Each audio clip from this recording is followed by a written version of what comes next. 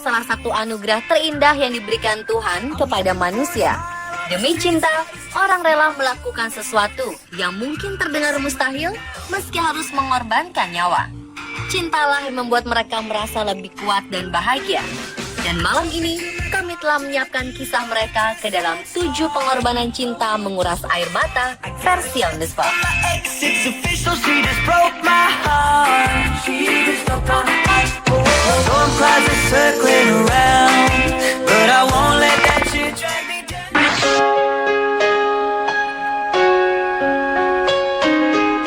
Pasangan Jang Sui-yu dan Pan Ji-san telah 70 tahun terpisah. Kala itu, Jang masih berusia 18 tahun, sementara Pan menginjak 24 tahun. Mereka menikah ketika Pan yang seorang tentara muda sedang berada dalam persiapan perang melawan pasukan Jepang di sebelah tenggara Tiongkok. Pan dan Jang tahu bahwa mereka mungkin tidak akan pernah bertemu lagi setelah perang. Tragisnya, setelah selamat dari perang, Pan dan Jang dipaksa untuk berpisah. Pan diperintahkan kembali ke rumah orang tuanya di provinsi Zhejiang di timur Tiongkok, di mana wanita yang dijodohkan dengannya telah menunggu. 70 tahun terpisah, cinta di antara mereka tak pernah padam. Mereka percaya akan cinta sejati. Kini, setelah 70 tahun terpisah, cinta di antara mereka mempertemukan keduanya. Pan dan Jang bisa berkumpul lagi dan menikmati kebersamaan mereka. Mereka bertemu berkat sebuah kampanye yang disebar di internet. Ketika Jang berkata, "Apa yang membuatmu lama tak datang?" Pan menjawabnya, "Aku tahu, aku sangat terlambat." Sebelum akhirnya memeluk wanita yang disayanginya itu.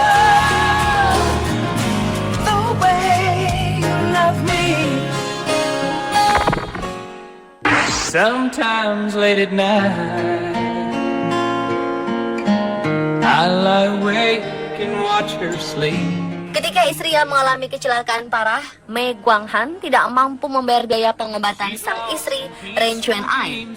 Dahulu Mei memiliki kehidupan pernikahan yang bahagia dan mereka telah dikaruniai seorang putri. Namun pada 1990, Ren yang sedang naik traktor ke kota untuk membeli bahan makanan mengalami kecelakaan parah dalam perjalanan kembali ke desa. Tubuh Ren kemudian jatuh ke lembah dan menghantam batu. Saat dirujuk ke rumah sakit, istri Mei sudah dalam kondisi koma. Karena Mei sendiri tidak memiliki uang untuk membayar biaya perawatan istrinya, ia terpaksa meminjam 70.000 yuan atau sekitar 129 juta rupiah dari ratusan tetangganya.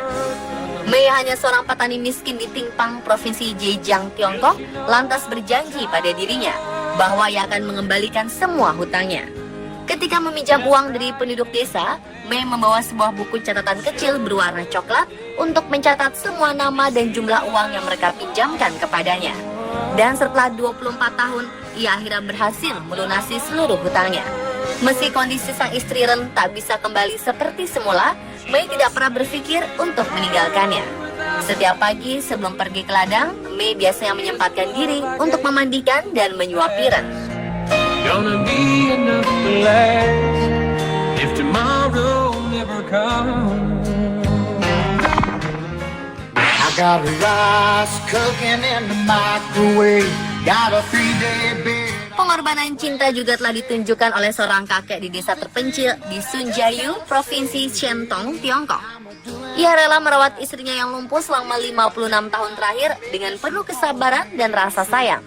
Tak terbersit keinginannya untuk meninggalkan sang pujaan hati barang sekali saja.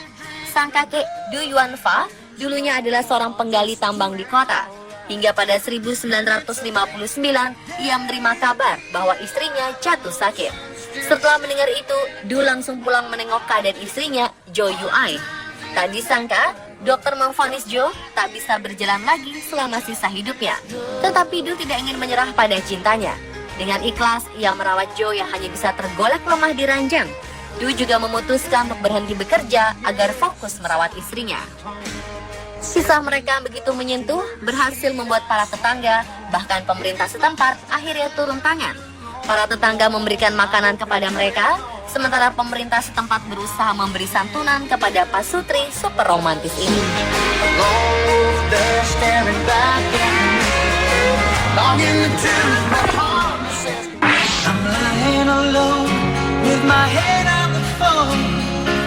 Ding Yi Jo tak pernah berhenti mencintai Lai Min, meski kondisi kekasihnya ini tidak sempurna. Lai yang menderita lumpuh hanya bisa duduk di kursi roda, tetapi Ding selalu menyemangati kekasihnya itu. Ia bahkan bertekad untuk mewujudkan mimpi kekasihnya untuk keliling dunia. Mengendarai sebuah sepeda untuk menarik kursi roda Lai, mereka berdua mulai mengelilingi dunia. Believe what tomorrow could bring when today doesn't really know. Does it really know? I'm all out of love. I'm so Mereka memulai perjalanan dari Changsha, Provinsi Hunan, dan memiliki tujuan akhir di Provinsi Sichuan. Foto-foto perjalanan mereka yang tersebar di dunia maya, kemudian menarik perhatian kantor berita Tiongkok untuk meliputnya. Walau hanya mengajak sang kekasih mengelilingi Tiongkok saja, namun Lai begitu bahagia dan bangga pada Ding. Hingga lamaran sang kekasih pun diterimanya dengan penuh kebahagiaan. away from these long, long year nights. I'm reaching for you. Are you feeling it?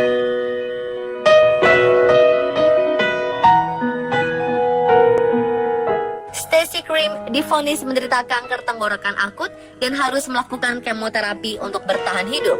Suatu hari, Stacy memberitahu kakaknya Ray Phillips bahwa ia sedang mengandung.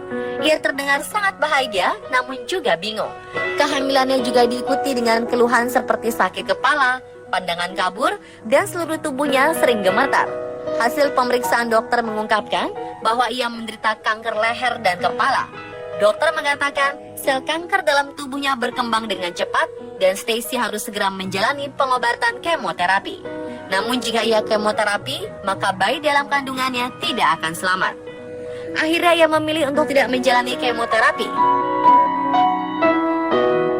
Hingga suatu ketika, Stacy mendadak pingsan. Dokter mengatakan sel tumor telah menggerogoti bagian batang otak Stacy.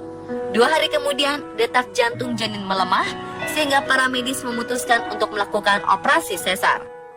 Dottie Mae, sang bayi, berhasil dikeluarkan dengan selamat, sementara Stacy terlalu lemah untuk dapat melihat bayinya. Saat kondisinya kian melemah, keluarga memutuskan untuk membawa Dottie Mae pada ibunya agar Stacy bisa menyentuh bayi perempuan yang dicintainya untuk pertama sekaligus yang terakhir kalinya. Stacy meninggal dunia 3 hari kemudian, sementara Dottie Mae tinggal bersama keluarga pamannya.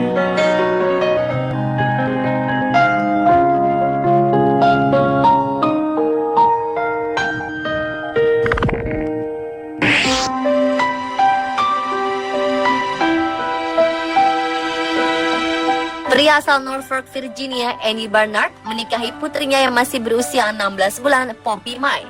Awalnya Poppy menderita gangguan makan, muntah-muntah, sembelit, dan perut membuncit.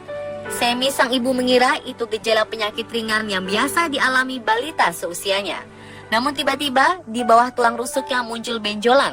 Tubuhnya menolak segala makanan dan minuman, dan ia tidak bisa berjalan lagi. Dokter mendiagnosa Poppy menderita Wilm, sejenis kanker ginjal yang menyerang anak-anak. Dan kanker tersebut telah menyebar hingga ke paru-paru Poppy. Setelah dirawat selama 4 minggu, balita malang ini ternyata juga menderita tumor otak langka. Tumor itu bersarang di dekat mata kanannya. Poppy divonis hanya mampu bertahan hidup selama 2 hari. Hal ini menghancurkan hati Andy dan Sammy serta keluarga yang lain. Keluarga teringat bahwa Poppy bermimpi untuk menjadi pengantin.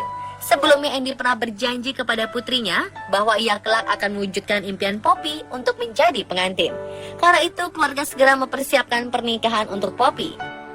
Poppy didandani mengenakan gaun putih cantik dan balita itu menikah dengan ayahnya sendiri meski tidak resmi. Poppy kemudian meninggal dunia 2 hari kemudian.